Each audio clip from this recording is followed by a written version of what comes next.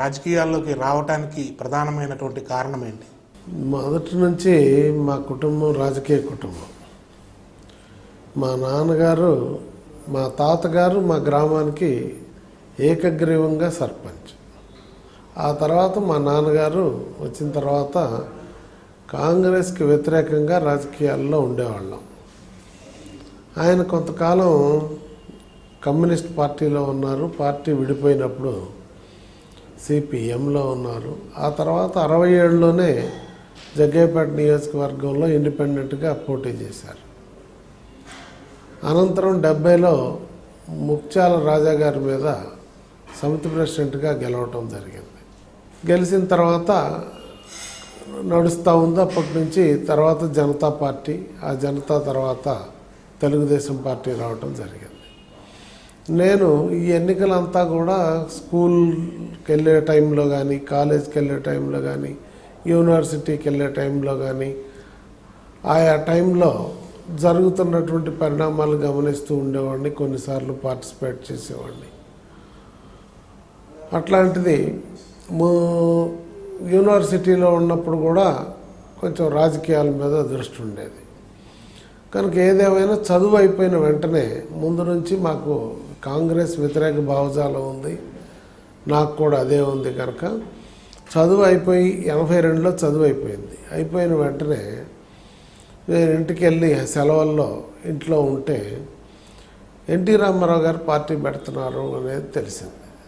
తెలిసిన వెంటనే రాత్రికి రాత్రి, ఆ కాలంలో హైదరాబాద్కి ప్రైవేట్ బస్సులు ఉండేవి, కేసినేని ట్రావెల్స్.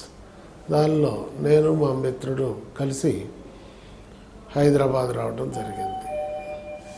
హైదరాబాద్ వచ్చిన తర్వాత ఇంకా అప్పటి నుంచి దానికి ప్రభావితమై అన్నగారితో పార్టీలో చేరటం, ఆ తర్వాత కంటిన్యూ చేయటం, మా నాన్నగారు టికెట్ కోసం ట్రై చేయటం, అనివార్య కారణాల వలన టికెట్ రాలేకపోవటం, తర్వాత ఎవరో బయట నుంచి వచ్చిన వ్యక్తికి ఇవ్వటం, ఆ తర్వాత మరి 85లో అన్నగారు 84లో ఎప్పుడైతే ఆయన్ని గవర్నర్ రామ్లాల్ ద్వారా దించేయటం జరిగిందో, ఆయన పదవీచ్యుతుడైనప్పుడు బాగా యాక్టివ్గా యువత కార్యక్రమాల్లో పాల్గొంటూ జిల్లా అంతా బంద్ చేయించటం అవన్నీ చేశాం.